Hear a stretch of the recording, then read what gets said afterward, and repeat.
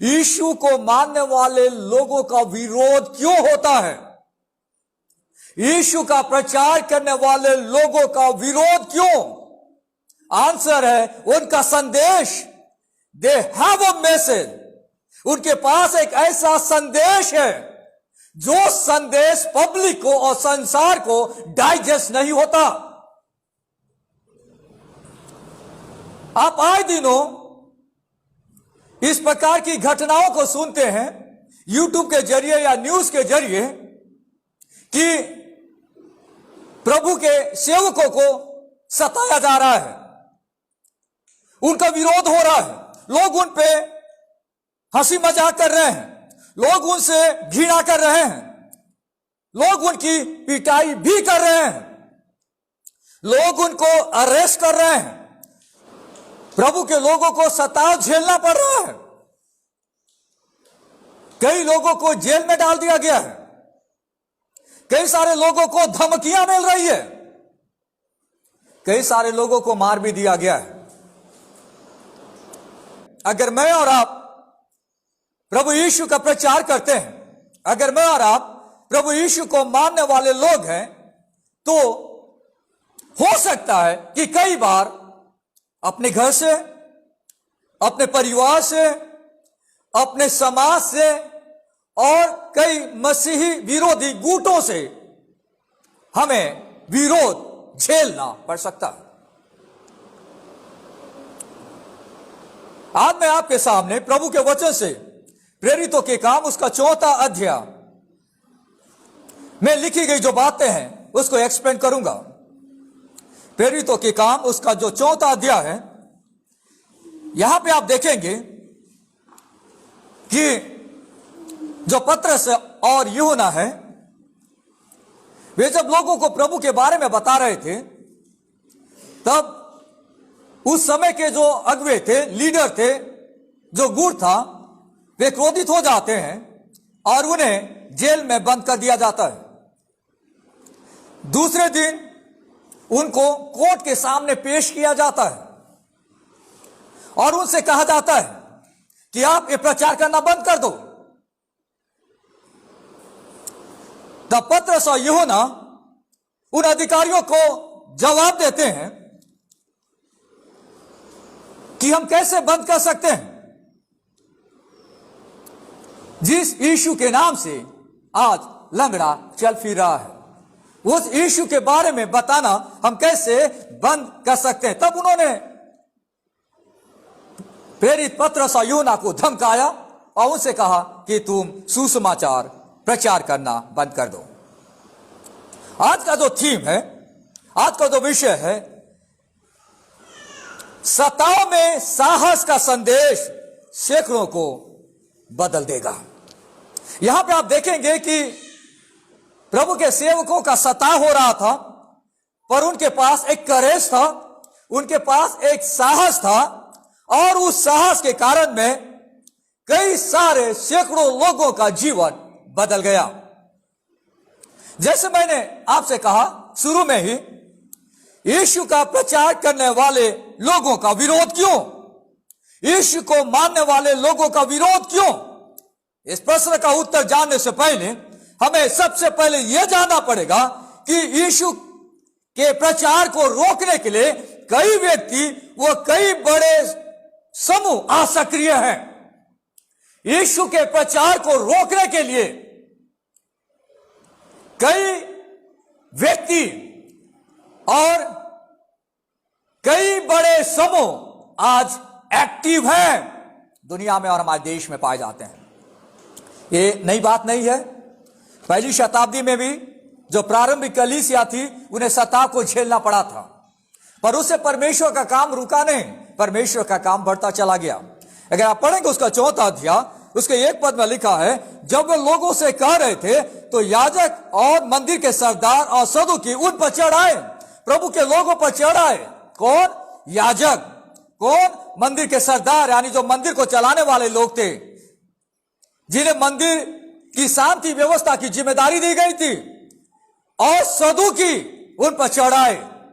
ये सदूकी कौन लोग हैं? जो उस समय के पॉलिटिकल लीडर्स, पहली शताब्दी के जो पॉलिटिकल सपोर्टर्स थे, जो पॉलिटिक्स को बढ़ावा देते थे। आप जानते हैं कि आज जो भी राजनीति होती है, उस रूलिंग पार्टी के जो सपोर्टर्स हैं वे ज्यादा दादागिरी करते हैं, क्योंकि उन्हें मालूम है कि उनका व्यक्ति ऊपर बैठा हुआ है।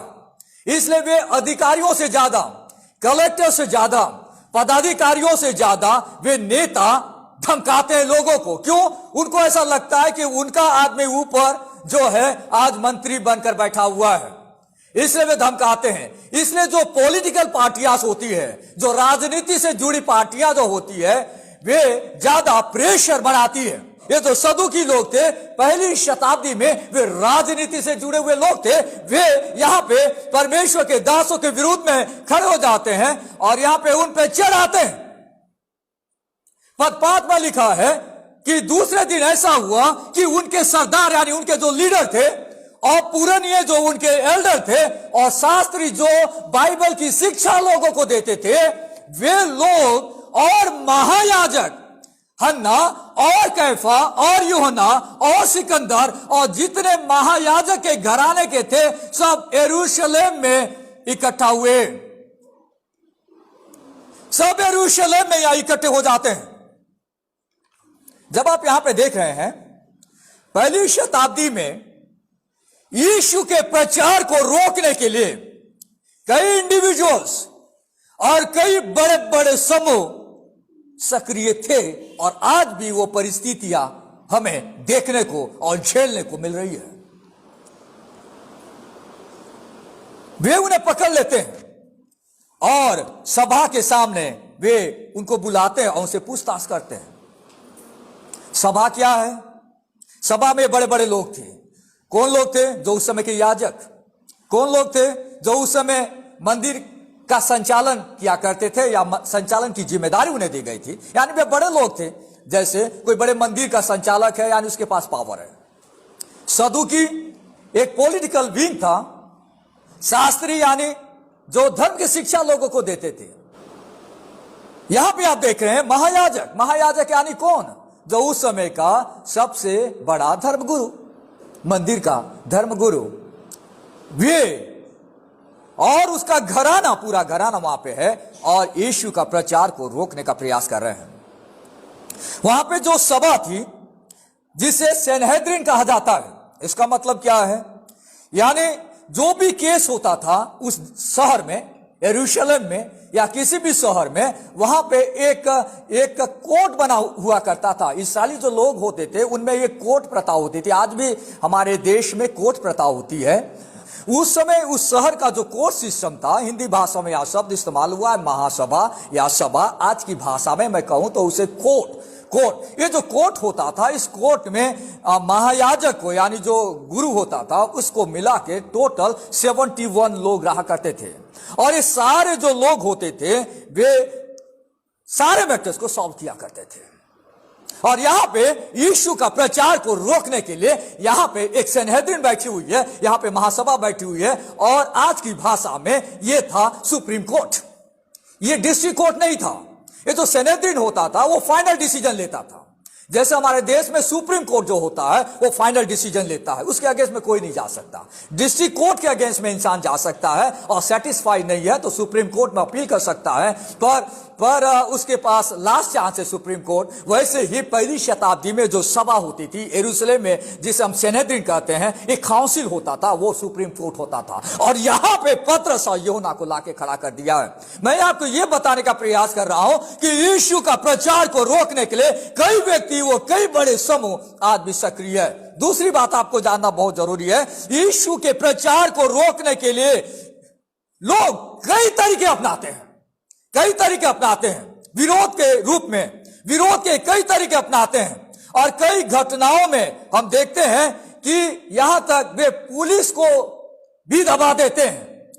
और पुलिस के सामने कई मसीह लोगों के साथ मारपीट हुई है। रिसेंटली अभी एक जो घटना आप दूर की आप देख रहे हैं, आपने देखा होगा, वहां पे एक महिला एक सेवक को भिलाई में स्ट्रीट में आप देखिए, सिटी की बात कर रहा हूं मैं, सेक्टर बने हुए भिलाई में, वहां पे एक महिला एक पास्टर को पुलिस के सामने थप्पड़ मारी है। आप उसको देख सकते हैं यूट्यूब में, वहां पे वो मार रही है, बोलते कि हम तुझे जिंदा जिंदा यहां पे गाड़ देंगे। पुलिस वहां पे खड़ी होके मुख्य दर्शक के रूप में देख रही है। पर मैं आपको यह बताना चाह रहा हूं कि लोग कोई भी तरीके अपनाने के लिए पीछे नहीं हटते। वे लोगों को धमकाते हैं, मारपीट करते हैं, नहीं चाहने पर जबरन उसे पुलिस स्टेशन में लेकर जाते हैं, उनके ऊपर में कई सारे एलिगेशन लाते हैं, कन्वर्जन कर रहे हैं या पैसा लोगों को दे रहे हैं या ये कर रहे हैं वो कर रहे हैं।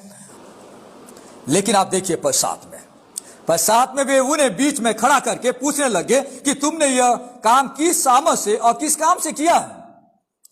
वे वहां पे जाते हैं, वहां पे कई सारे प्रश्न वहां पे पूछते हैं और वे बहुत गुस्से में रहते हैं। क्यों लोग यीशु के प्रचार का विरोध करते हैं? क्यों लोग यीशु के प्रचार को सुनकर क्रोधित हो जाते हैं? क्यों लोग यीशु के प्रचार को करने वाले लोगों का विरोध करते हैं, उन्हें परेशान करते हैं, उन्हें धमकी देते हैं? कारण यह है क्योंकि उनके पास एक संदेश है, उनके पास एक मैसेज है और यह मैसेज लोगों को पसंद नहीं है, यह मैसेज लोगों को स्वीकार्य नहीं है। हमारा संदेश मसीह विरोधियों को पसंद नहीं है, स्वीकार्य नहीं है। जो प्रभु के लोग अपने संदेश में लोगों को क्या बताते हैं जिसके कारण विरोध होता है? यीशु का प्रचार करने वाले लोग अपने संदेश में लोगों को यह बताते हैं कि यीशु मरकर जी उठा है और यह संदेश लोगों को डाइजेस्ट नहीं होता वर्ल्ड में। आप देखिए यहां पे वे क्या प्रचार कर रहे हैं पद 2 में, क्योंकि वे बहुत क्रोधित हुए कि वे लोगों को सिखाते थे और यीशु का उदाहरण देकर मरे हुओं के जी उठने का प्रचार करते थे। यीशु मसीह मरकर जी उठा है, यह संदेश लोगों को पसंद नहीं है दुनिया में, क्योंकि लोगों को मालूम है कि अगर लोग इस संदेश को एक्सेप्ट कर लेंगे तो वे पूजा करना बंद कर देंगे। लोगों को मालूम है कि हम जिसको मानते हैं वो तो मर गया, समाप्त हो गया। तो इसलिए ये जो लोग हैं उनको लगता है कि अगर ये वाला संदेश लोग सुन लिए और लोगों को ये बात उनके मन में बैठ गई कि जिस यीशु की वे लोग चर्चा कर रहे हैं वो यीशु तो मरकर जी उठा, इसलिए वो मेरी प्रार्थना को सुनेगा और लोग बदल जाएंगे, ये डर लोगों को सताते रहता है। इसलिए वे यीशु का प्रचार को रोकना चाहते हैं, क्योंकि उनको भी मालूम है, दुनिया के हर इंसान को मालूम है कि आज दुनिया में जितने भी लोगों की पूजा अर्चना की जाती है वे सारे लोग मरकर वहां पे समाप्त हो गए। कोई भी इंसान मरकर जिंदा नहीं उठा। लेकिन जब कोई व्यक्ति यीशु पर विश्वास करता है तो वो लोगों को यह बड़ा शुभ संदेश सुनाता है कि जिस यीशु को मैं मानता हूं, जिस यीशु को मैंने ग्रहण किया है, जिस परमेश्वर पर मैं विश्वास करता हूं, ही इज अलाइव, वो जिंदा परमेश्वर है। ये चीज लोगों को डाइजेस्ट नहीं होता और उनके पास उत्तर भी नहीं है, इससे लोग विरोध करते हैं, इससे लोग विरोध करते हैं। हमारे समाज में कई प्रकार के लोग हैं, कई धर्म के मानने वाले लोग हैं, उन्हें यह बात अच्छे से मालूम है कि यीशु मसीह मरकर जी उठा। यह एक बड़ा संदेश है मसीहियों का, बाइबल का, जो लोगों के जीवन को बदलता है। इसलिए इस संदेश को रोका जाए, जो भी तरीका अपनाया जाए, पर इस संदेश को रोका जाए। और इस संदेश को रोकने के लिए वे लोगों को परेशान करते हैं और उनके ऊपर सताव लाने की कोशिश करते हैं। मसीह विश्वास जो है यीशु के जी उठने पर आधारित है। यह क्रिश्चियनिटी का सबसे यूनिक मैसेज है जो किसी भी धर्म में दुनिया में नहीं पाया जाता।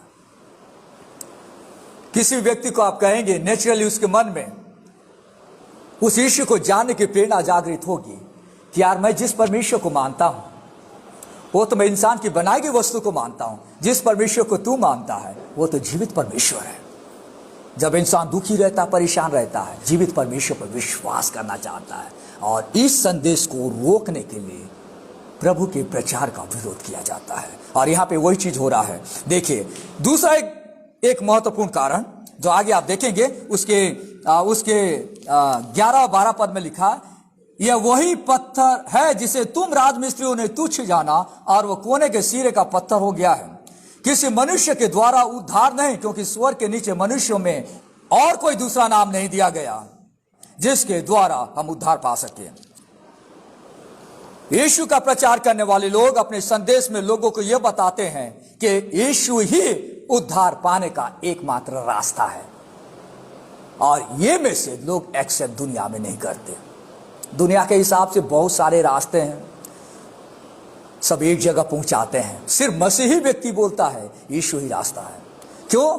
क्योंकि यीशु ने कहा है मैं ही मार्ग हूं, मैं ही सत्य हूं और मैं ही जीवन हूं। सबको मालूम है, पूरी दुनिया को मालूम है, और उनको यह भी मालूम है कि जिसकी वे आराधना करते हैं उसने कभी भी ऐसा नहीं बोला है कि मैं ही मार्ग हूं, मैं ही सत्य हूं और मैं ही जीवन हूं। इसलिए उनके पास उत्तर कुछ नहीं है। इसलिए वे सोचते कि इस मैसेज को रोका जाए, इस मैसेज को रोका जाए वर्ल्ड में। यीशु ही उद्धार पाने का एकमात्र रास्ता है। यहां पे देखिए पद 12, वहां पे लिखता है जिस पत्थर को लोगों ने तुच्छ जाना वो तो कोने के सिरे का पत्थर हो गया। भजन संहिता 118वां अध्याय में इसकी भविष्यवाणी की गई थी। लोगों ने यीशु को रिजेक्ट किया। उस पत्थर को, जिस पत्थर से बिल्डिंग खड़ी होती है, वो पत्थर आज कोने का सिरा हो गया, यानी कोने का पत्थर जहां पे सारे पत्थर आज टिके हुए हैं।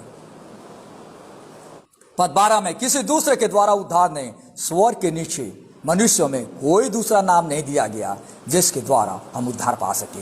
ये मैसेज लोगों को डाइजेस्ट नहीं होता। आज अगर हमारे पास एक ऐसा संदेश है तो डेफिनेटली संभावना हो सकती है कि जब हम इस संदेश को लोगों तक पहुंचाएंगे तो कई सारे लोग इसे पसंद नहीं करेंगे और रिजेक्ट करेंगे। न सिर्फ हमें लोगों को यह बताना है कि यीशु मरकर जी उठा है और यीशु उद्धार पाने का एकमात्र रास्ता है, पर उसके साथ साथ जो लोग हमारा विरोध करते हैं हमें भी उन्हें प्रश्न पूछना है। कई बार लोग बहुत चुपचाप रहते हैं, कुछ नहीं बोलते हैं, उन्हें भी प्रश्न पूछना है। जो भीड़ उन्हें परेशान करने की कोशिश कर रही है, जो लोग उन्हें सताने का प्रयास कर रहे हैं, जो पुलिस उनकी बात नहीं सुन रहा है, उन्हें भी प्रश्न पूछना बहुत जरूरी है। प्रश्न क्या है? क्या किसी व्यक्ति को चंगा करना बुरा काम है? यहां पर आप देखिए पद 8 से लेकर 10 पद तक उन्होंने जवाब दिया। पतरस और यूहन्ना ने जवाब दिया। पद 8 में लिखा था, पतरस ने पवित्र आत्मा से परिपूर्ण होकर उनसे कहा, हे लोगों के सरदारों और पुरनियों, इस दुर्बल मनुष्य के साथ जो भलाई की गई है, यदि आज हमसे उसके विषय में पूछताछ की जाती है कि वह कैसे अच्छा हुआ, तो तुम सब और सारे इस्राएली लोग जान ले कि यीशु मसीह नासरी के नाम से, जिसे तुमने क्रूस पे चढ़ाया और परमेश्वर ने मरे हुए में से जिलाया, यह मनुष्य तुम्हारे सामने भला चंगा खड़ा है।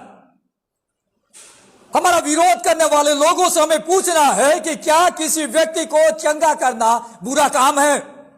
क्या किसी असमर्थ व्यक्ति के लिए दुआ करना गलत है? क्या किसी व्यक्ति से बुरी आदत और कुरीतियां हटाना पाप है? अच्छे काम के लिए विरोध क्यों? यह व्यक्ति कल के दिन तक अपने घर में लोगों के लिए परेशानी का कारण बना हुआ था। अपने घर में शराब पी के अपने बच्चों के साथ मारपीट करता था। हमने उसे प्रभु का प्यार शेयर किया। आज वो एक अच्छा इंसान बन गया। आज वो अपने परिवार को संभाल रहा है। तो इस अच्छे काम के लिए विरोध क्यों? जो इंसान जिंदगी भर बदला नहीं था, यीशु के प्यार ने उस इंसान को बदल दिया। इस अच्छे काम के लिए तुमने मुझे आज जेल में लाके खड़ा कर दिया। यह व्यक्ति जो शराब का आदी था, आज वो सुधर गया। यह व्यक्ति जो समाज की कई कुरीतियों का शिकार था, यह व्यक्ति जात पात में फंसकर बर्बाद हो गया था। यह कुरीति हमारे देश की है, जिसके कारण समाज लड़ रहा है, जिसके कारण में मारपीट हो रही है। अगर ये व्यक्ति ने अच्छी रीति अपना लिया, आज वो सब लोगों को इक्वली देखता है, तो हमने क्या बुरा किया?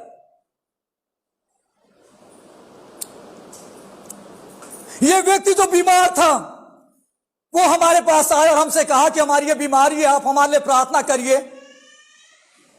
या वो व्यक्ति चर्च में आया और किसी प्रभु के दास ने उसके लिए प्रार्थना की और वो बंदा भला चंगा हो गया। आज सैकड़ों और हजारों गवाहियां हैं, प्रार्थना के द्वारा इंसान अच्छा हो गया। आज वो बहुत आनंदित है, आज वो उछल कूद कर परमेश्वर की आराधना कर रहा है इस भले काम के लिए। जेल क्यों? इस भले काम के लिए इतना बड़ा गुट हमारा विरोध क्यों कर रहा है? जवाब देना बहुत जरूरी है। यहां पे पतरस और यूहन्ना ने लोगों को जवाब दिया। इस व्यक्ति का जीवन बदल गया, भला काम हमने किया। इसके लिए चाहिए एक साहस, इसके लिए चाहिए एक साहस, एक करेज। हर व्यक्ति इस प्रकार की बातें नहीं कर सकता। पद 13 में देखिए, जब उन्होंने पतरस और यूहन्ना का साहस देखा और ये जाना कि ये अनपढ़ है, साधारण मनुष्य है, तो आश्चर्य किया। फिर उनको पहचाना कि वे यीशु के साथ रहे हुए लोग हैं। क्या मेरे और आपके पास इतना साहस आ सकता है? आ सकता है। इनके पास एक साहस आया और साहस के साथ उन्होंने प्रभु की सच्चाई को लोगों के सामने रखा। और यद्यपि वे बहुत पढ़े लिखे लोग नहीं थे, ये जो ज्ञानवान लोग थे वो धर्म के शिक्षक थे, एजुकेटेड थे, हाईली क्वालिफाइड थे, और आप जानते हैं कि वे कानून के जानकार थे। पतरस और यूहन्ना ऑर्डिनरी इंसान थे, परमेश्वर के चेले थे, इतने हाईली क्वालिफाइड वे लोग नहीं थे, क्योंकि आप जानते हैं वे जनसाधारण लोग थे।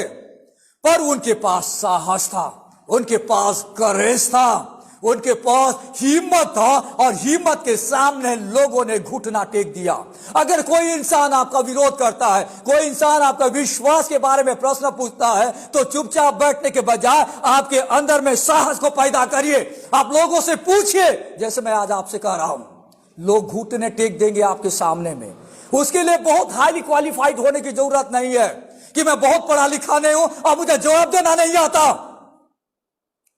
यहां पर लिखा है, इन लोगों ने पहचाना कि ये तो अनपढ़ लोग हैं, यानी कम पढ़े लिखे लोग हैं, और दे आर ऑर्डिनरी पीपल, साधारण लोग हैं।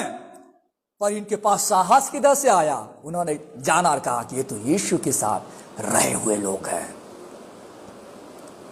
जब यीशु मसीह हमारे साथ रहता है तो डेफिनेटली हमारे अंदर से करेज पैदा होता है। हम एक व्यक्ति किया, हमारे सामने 50 व्यक्ति भी खड़ा हो जाएगा तो इस करेज के सामने वो घुटना टेक देगा। क्यों? करेज और साहस परमेश्वर की ओर से मिलता है, और पवित्र आत्मा ने उन्हें एक करेज दिया था, इसलिए वे ऐसा कर दिए।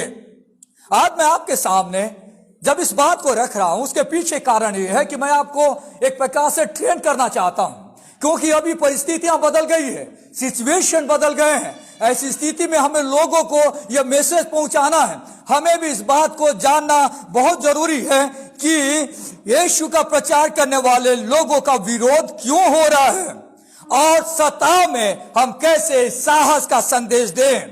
जैसे मैंने आपसे कहा कि सत्ता में साहस का संदेश सैकड़ों को बदल देगा। हमको कई बार लगता है कि मैं जो बोलूंगा कुछ असर करेगा। डेफिनेटली परमेश्वर का वचन है, वो असर करेगा।